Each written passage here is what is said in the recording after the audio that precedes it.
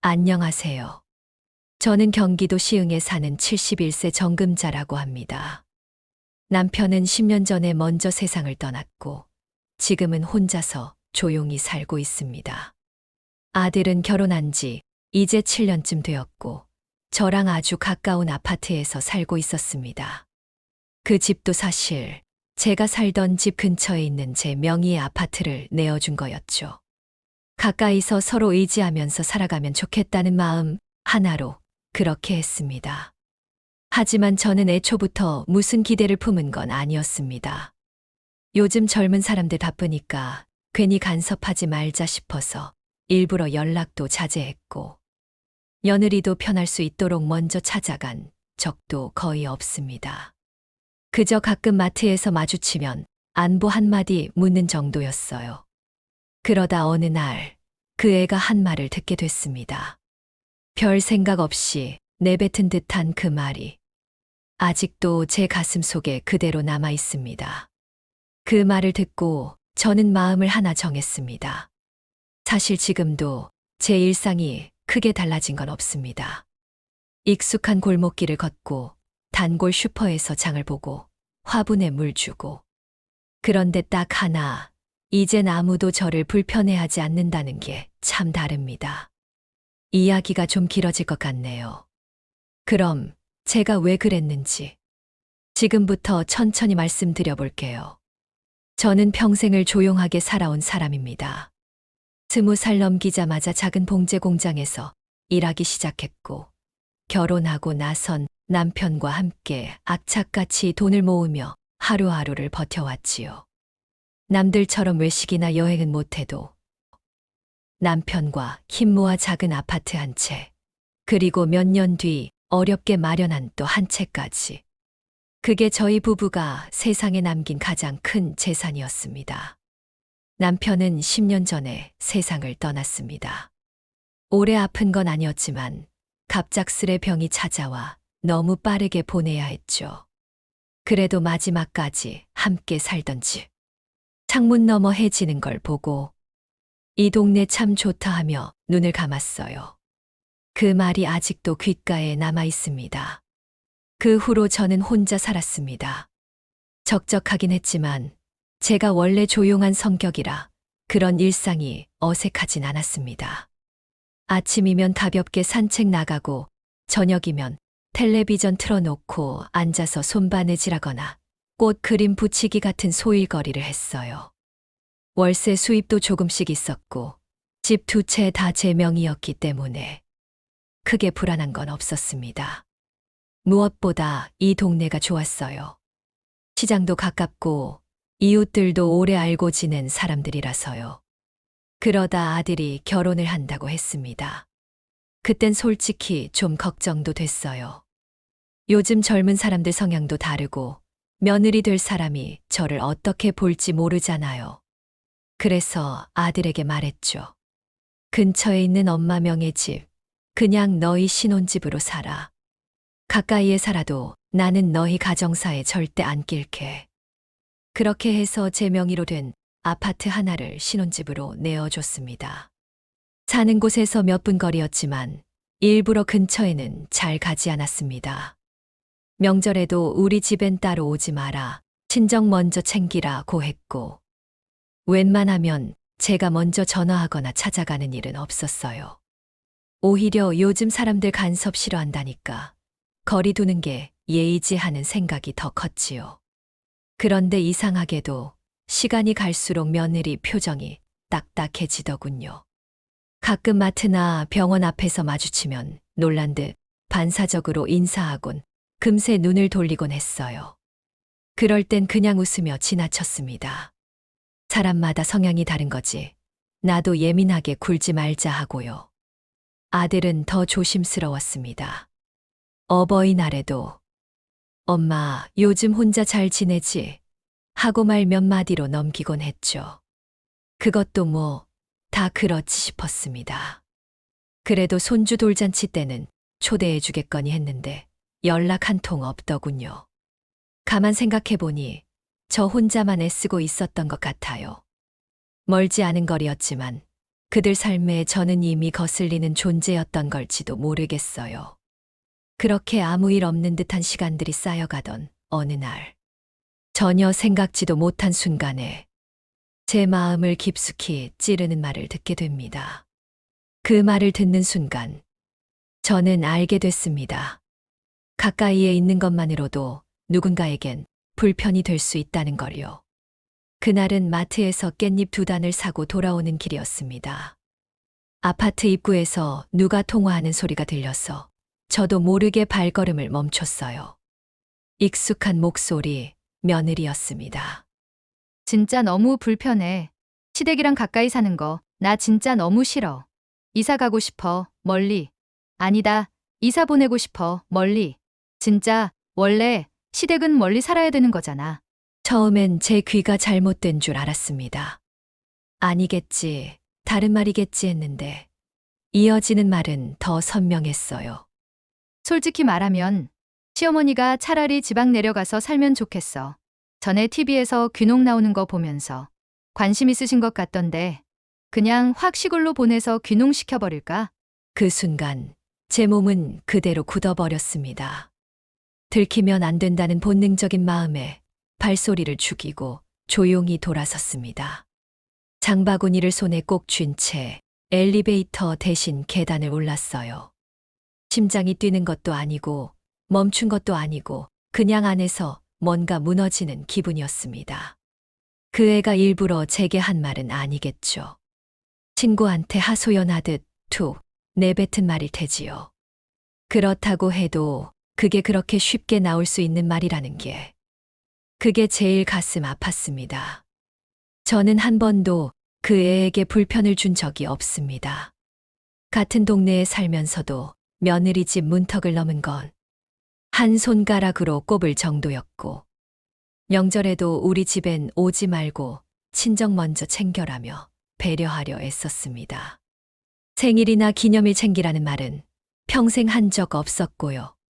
그런데 그런 제가 멀리 갔으면 좋겠다는 대상이 되어 있었다는 사실이 참 가슴 깊이 스며들더군요.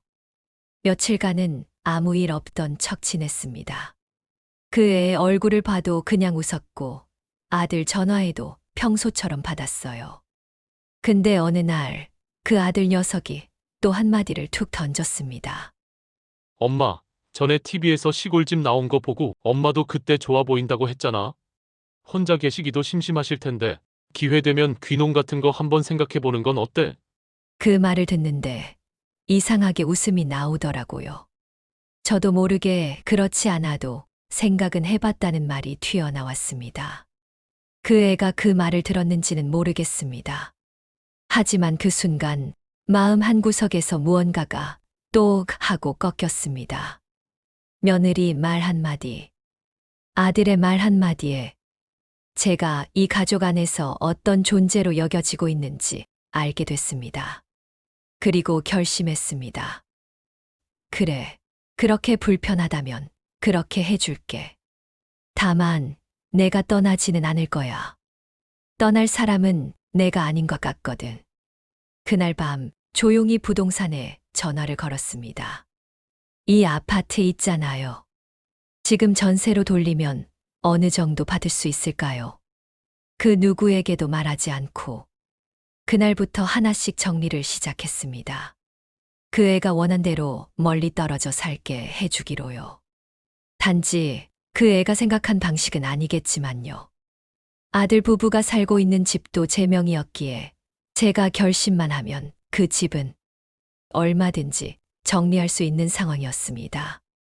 부동산에 문의한 지 1, 2주쯤 되었을까요? 부동산에서 연락이 왔습니다. 이 근처 전세 수요 많으니까 조건만 잘 맞으면 바로 나갈 거예요.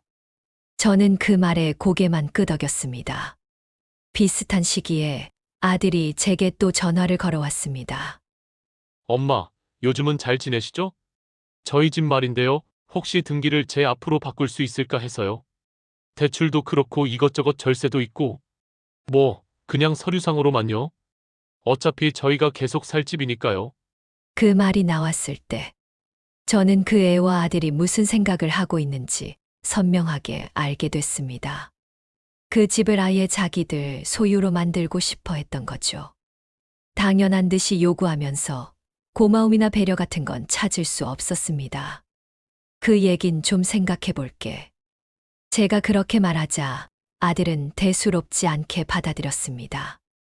아, 네. 그럼 뭐, 나중에 다시 얘기하죠. 그렇게 전화를 끊고 나니 마음이 묘하게 가라앉더군요. 그 애도 그 아들도 제가 없어질 자리에 대해 단 한 번이라도 허전할지 그립진 않을지 생각해 본 적은 없던 거겠지요. 며느리는 여전히 조용했습니다. 마트에서 마주쳐도 못 본 척 눈을 피했습니다. 이젠 그런 무시가 익숙해질 정도였어요. 저는 더 이상 상처받지 않기로 했습니다. 그 대신 더 단단해졌습니다.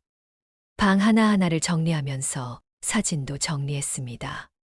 젊었을 때 남편과 찍은 사진, 아들이 어릴 때 엄마 품에 안겨 찍은 사진, 몇 장은 남기고 대부분 박스에 넣어 천천히 봉했습니다. 그날도 집 안을 치우고 있는데 갑자기 벨이 울렸습니다. 문을 열어보니 아들이 혼자 서 있더군요. 엄마, 혹시 냉장고에 물 있어요? 우리 집 정전이라 잠깐만요. 저는 아무 말 없이 생수를 꺼내 건넸습니다. 그 아이는 생수를 받고 인사 한마디 없이 돌아섰고요. 그 뒷모습을 보며 문을 닫는데 이젠 정말 정이 뚝 끊긴 느낌이었습니다. 사람이 멀어지는 데는 큰 사건이 필요하지 않더군요. 무수한 사소한 태도들이 쌓이고 쌓여 어느 순간엔 그냥 마음이 말라버리는 것 같았습니다. 며칠 후 부동산에서 다시 연락이 왔습니다. 관심 보이는 분들이 계신데 집 좀 보러 오고 싶어 하신다며 방문 일정 조율해도 괜찮을지 물어오더군요. 저는 네, 괜찮습니다. 하고 짧게 대답했습니다. 전화를 끊고 거실에 앉아 한참을 생각했습니다. 이제 저 집도 곧 비워지겠지 하는 생각이 들었고, 그게 그 애가 바라던 일이라는 걸 다시 떠올렸습니다. 무슨 말이라도 남길까 싶었지만, 굳이 그러지 않기로 했습니다.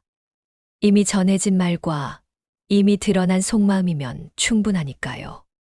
전세든 매매든 어떤 방식이든 상관없습니다. 이젠 정말 그 애들이 원하던 대로 멀리 떨어져 살 수 있게 해주려 합니다. 그래도 한 번은 마지막 기회를 줘야겠다는 생각이 들었습니다. 정말 그의 마음이 어떤지, 제 존재는 불편함만 있었는지 확인해보고 싶었어요. 그래서 살짝 떠보기로 했습니다. 며느리와는 오랜만에 차를 마시기로 했습니다. 창가 자리에 마주 앉아 저는 슬쩍 꺼내봤지요. 요즘 귀농 얘기가 자꾸 눈에 밟히더라. 조용한 데 가서 흙도 만지고 채소도 키우고 그런 것도 나쁘지 않을 것 같아서. 그 말을 들은 며느리의 눈빛이 반짝였습니다. 말은 아끼면서도 그 표정 속엔 분명한 기대가 담겨 있었어요. 며칠 뒤엔 며느리 쪽에서 먼저 연락이 왔습니다. 저녁을 같이 하자며 집으로 초대했어요. 식탁엔 신경 쓴 흔적이 보였고 아들도 함께 앉아 있었습니다. 식사 도중 며느리가 조심스레 말문을 열었습니다. 어머니, 지난번 귀농 얘기 듣고 많이 생각했어요. 지역도 몇 군데 알아봤고요. 요즘엔 귀촌 프로그램도 많고, 아들이 덧붙였습니다. 엄마 예전부터 자연 좋아하셨잖아. 그냥 좀 여유 있게 바람 쐬며 지내시는 것도 좋을 것 같아. 잠시 후 며느리는 다시 입을 열었습니다. 그리고요, 그 집. 이번 기회에 아들 명의로 바꿔주시면 어떨까 해서요. 대출 조건도 달라지고 여러모로 정리하는 데 도움이 되거든요. 그 순간 저는 알았습니다. 그들이 진심으로 원하는 건 제가 떠난 자리와 그 집의 명이었습니다. 저는 숟가락을 내려놓고 조용히 물만 한 모금 들이켰습니다. 그리고 저는 말했습니다. 귀농은 그냥 생각 접었어. 난 이 동네가 좋아. 여기서 살아왔고 여기서 죽을 때까지 살려고. 그날 밤 돌아오는 길에 조용히 부동산에 전화를 걸었습니다. 그 전세건 말인데요. 진행해 주세요. 그날 이후 저는 조금 더 단단해진 마음으로 일상을 이어갔습니다. 새벽에 눈을 떠 커튼을 걷고 커피를 내려 마시고 가볍게 마을 주변을 산책했죠. 집은 고요했고 제 마음도 이상하리만치 잔잔했습니다. 하지만 그 고요함은 오래가지 않았습니다. 며느리가 먼저 찾아온 겁니다. 현관 밖에서 초인종을 누르며 낯선 미소를 띤 채 말했어요. 어머니, 잠깐 시간 괜찮으세요? 그 얼굴엔 무언가 결심한 듯한 기색이 엿보였습니다. 거실에 마주 앉자 며느리는 뜸들이지 않고 말문을 열었습니다. 어머니, 솔직히 말씀드릴게요. 말투는 조심스러웠지만 말의 내용은 날이 서 있었습니다. 이 동네가요, 솔직히 저한텐 너무 불편해요. 어머니가 코앞에 계시니까 뭐든 담시받는 기분이 들어요. 저는 아무 말 없이 그녀의 얼굴을 바라보았습니다. 그녀는 시선을 피하지 않았습니다. 오히려 처음으로 진심을 꺼내 보이는 듯 했죠. 어머니가 귀농하신다니까 솔직히 기대했어요. 이젠 좀 우리 가족만의 공간이 필요하거든요. 그리고 그 집도. 어차피 저희가 살고 있는 집이잖아요. 이왕이면 아들 이름으로 해두는 게 맞지 않겠어요? 이건 부탁이 아니었습니다. 말의 끝엔 뾰족한 의미가 담겨 있었죠. 당신은 빠져주세요. 이보다 더 명확할 수는 없겠다 싶었습니다. 그 순간 저는 모든 걸 내려놓기로 했습니다. 감정도, 기대도, 희망도. 제가 그 집을 내어줬을 때 바랐던 건 단 하나였습니다. 그래도 가까이에 있으니 종종 웃으며 오가겠구나. 하지만 그런 바람은 그 애들에겐 부담이었고 감시였고 통제였던 겁니다. 저는 말없이 고개를 끄덕였습니다. 그래, 내 말 잘 들었다. 그 말에 며느리는 살짝 안도하는 눈치였습니다. 그 짧은 숨결 속에 이제 해결됐다는 표정이 엿보였죠. 그녀가 돌아가고 나서 저는 가만히 앉아 있었습니다. 긴 침묵 끝에 문득 이런 생각이 들더군요. 저 아이들은 끝까지 내가 사라져 주길 바라는구나.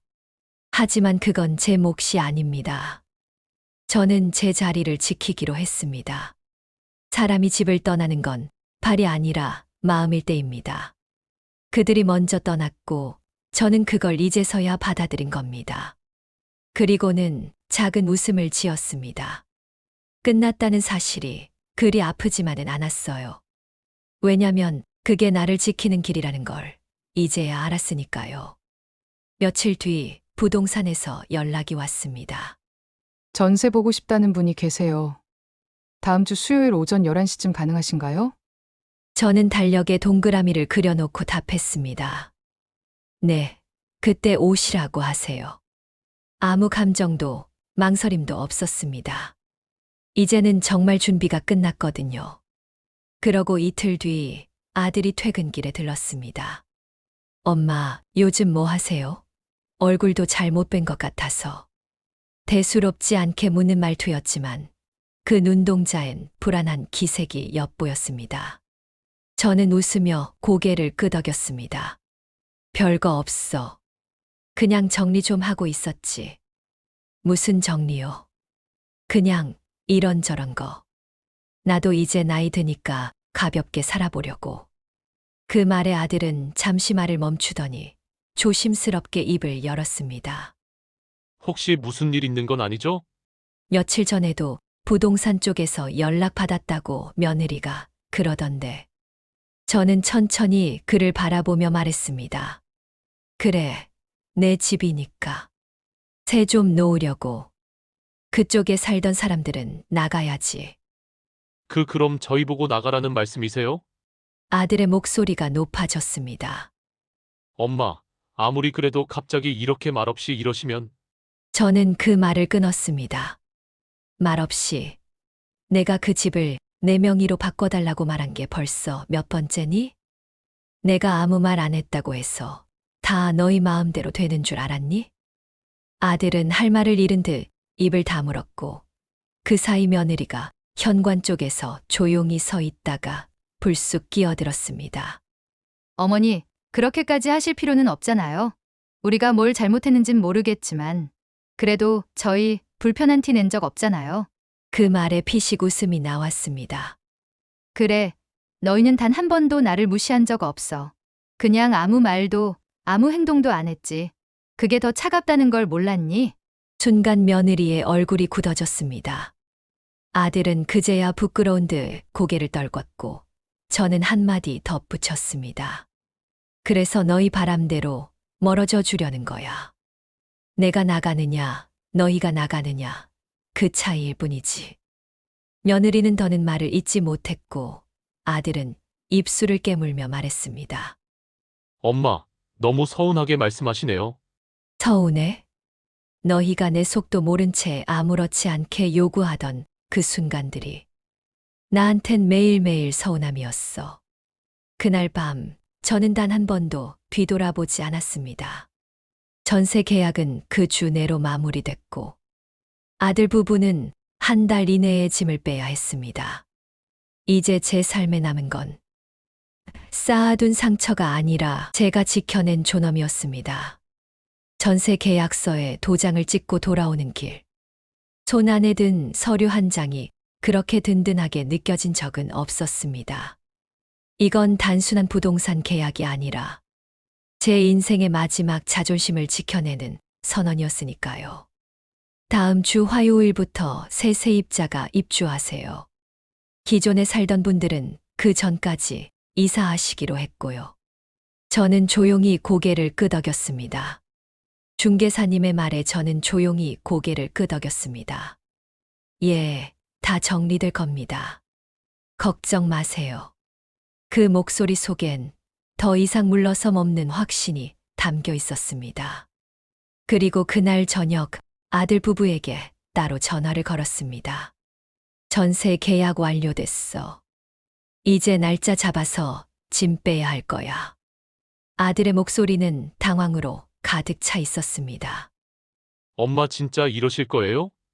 여긴 저희 집이나 마찬가지였잖아요. 그 집이 너희 것처럼 느껴졌겠지. 근데 아니야. 그 집은 내 거였고 앞으로도 내 거야. 내가 그렇게 느꼈다 해도 그건 착각이었지. 그래도 난 언젠간 너한테 물려주려고 했었어. 내가 가진 것 중에 제일 좋은 걸 주고 싶었거든. 그런데 말이야. 내가 너희 편하라고 집을 열어준 게 결국 내가 설 자리 잃는 일이 될 줄은 몰랐어. 아니, 그런 말 하시려고 이러시는 건 아니잖아요. 우린 그냥 가족끼리니까 당연히. 가족이라고 당연한 건 없는 거야. 당연한 척하면서 남의 걸 탐내는 게 제일 무서운 거지. 며느리는 따로 연락이 없었습니다. 대신 며칠 후 아들 명의로 온 내용 증명 하나가 도착했죠. 전세 해지 통보 철회를 요청하는 법적 효력을 가늠하는 서류였습니다. 저는 곧바로 지인 변호사에게 연락을 했습니다. 그리고 모든 계약서를 정리해 스캔본으로 보냈습니다. 문제될 건 하나도 없으십니다. 어머님 명의이고 사전 통보도 충분히 하셨고요. 그쪽에서 먼저 문제 삼으면 오히려 불리해요. 마음이 잠시 흔들렸지만 이젠 그 감정조차도 아깝다는 생각이 들었습니다. 며칠 뒤 이웃 아주머니가 조심스레 말을 꺼냈습니다. 아드님 집에 이삿짐 센터 왔던데 무슨 일 있으셨어요? 저는 웃으며 고개를 저었습니다. 그냥 정리할 때가 돼서요. 제 집이었거든요. 아주머니는 눈을 크게 떴습니다. 어머, 그게 다 어머님 명이셨어요? 네, 다들 착각하고 있었던 것 같아요. 그 애들도 마찬가지고. 며칠 후 아들이 혼자 찾아왔습니다. 무언가 할 말이 있는 듯 망설이다 입을 열었습니다. 엄마 솔직히 말해서 요즘 저희 너무 밀려나는 기분이 들어요. 이렇게까지 하실 줄은 몰랐어요. 저는 조용히 웃으며 말했습니다. 나는 너한테 고맙다는 말 한마디 듣고 싶었어. 너희 둘이 그 집에 들어가 살 때도, 이사할 때도, 아이 가졌을 때도, 내가 뭘 해줘도 고마운 기색이 없더라. 그게 그땐 아들은 말끝을 흐렸고 저는 고개를 끄덕이며 말했습니다. 알아. 다 이해해. 그러니까 이제는 나도 나한테 좀 잘해보려고. 그 한마디에 아들은 고개를 떨궜습니다. 그날 이후 아들 부부는 이사 날짜를 확정해왔고, 저는 입주자와 계약서를 정리하며 마지막 준비를 마쳤습니다. 다음 주면 그 집은 비워질 겁니다. 그리고 저는 제 인생의 가장 큰 불편을 단호하고 조용히 떠나보낼 겁니다. 그날 밤 집에 돌아와 사진첩을 꺼냈습니다. 남편과 함께 찍은 젊은 시절 사진들. 그리고 아들이 막 걷기 시작하던 시절의 흐릿한 흑백 사진까지. 그 속엔 미처 다 담지 못한 제 인생이 있었고, 그 아이에게 내어준 청춘도 있었습니다. 하지만 그 아이는 제가 언제든 옮겨져야 할 짐처럼 여겼던 거겠지요. 말 한마디면 어디든 보내질 수 있는 그렇게 불편한 존재였던 겁니다. 이제는 저도 그렇게 여겨보기로 했습니다. 내어준 만큼의 기대도, 정성도 이제는 거두자. 그 집을 전세로 돌린 건 단순한 처분이 아니라 저만의 선언이자 다시는 스스로를 지우지 않겠다는 작은 다짐이었습니다. 이사 날짜가 다가오면서 아들 부부의 얼굴엔 점점 표정이 사라졌습니다. 우연히 마주쳐도 인사는커녕 서로를 스쳐 지나가는 일조차 어색해졌지요. 며느리는 아이의 얼굴을 돌렸고 아들은 그저 머뭇대는 눈빛만 남긴 채 조용히 지나쳤습니다. 예전에 저라면 마음이 많이 흔들렸을 겁니다. 그래도 내 자식인데 쟤도 얼마나 당황스럽겠어. 그런 생각으로 스스로를 다독이며 또 참았겠죠. 하지만 이젠 그런 감정도 내려놓기로 했습니다. 저는 단지 저를 존중받지 못한 시간에 대해 아주 정당한 조치를 했을 뿐이니까요. 며칠 후 이삿짐이 나가고 그 집은 다시 텅 비었습니다. 오랜만에 그 공간에 들어가 창문을 열고 먼지를 털어냈습니다. 잠깐 아들의 책상에 놓인 가족사진 하나가 눈에 띄더군요. 작은 액자 속에 웃고 있는 그 애의 얼굴을 바라보며 잠시, 정말 아주 잠시 내 마음도 참 고단했구나 싶었습니다. 하지만 그뿐이었습니다. 그날로 사진도 책상도 모든 흔적을 깔끔히 정리했습니다. 이 집은 이제 다시 제 공간이 될 테니까요. 며칠 후 전세 세입자가 짐을 들이기 시작했습니다. 젊은 부부였고 인사도 예의 바르게 잘하더군요. 안녕하세요, 어머님. 불편하지 않게 잘 살겠습니다. 그래요. 다행이네요. 편히 지내요. 저는 웃으며 대답했고 마음속엔 이상하리만치 편안한 평정이 깔려 있었습니다. 이후로는 매일이 조금 달라졌습니다. 아침에 마당을 쓸며 새소리에 귀를 기울이고 오래된 도자기들을 닦으며 창가 햇살을 받기도 했죠. 누구에게 보이기 위한 삶이 아니라 이젠 진짜 나를 위한 시간을 살고 있단 기분이 들었습니다. 그러던 어느 날 아들이 다시 찾아왔습니다. 그날만큼은 혼자였고 말없이 저를 마주 보더니 낮은 목소리로 말했습니다. 엄마 우리가 너무 이기적이었던 것 같아요. 순간 마주 앉은 공간에 무거운 침묵이 내려앉았습니다. 저는 조용히 고개를 끄덕였습니다. 하지만 굳이 위로도 질책도 하지 않았습니다. 그저 이렇게 말했죠. 이제는 괜찮다. 너희도 너희대로 살고 나도 내 방식대로 살 거야. 아들은 조용히 고개를 숙였고 한참을 앉아 있다가 돌아갔습니다. 그 아이의 발걸음이 엘리베이터 앞에서 한참을 망설이다 사라지는 걸 보고서야 저는 다시 집 안으로 들어왔습니다.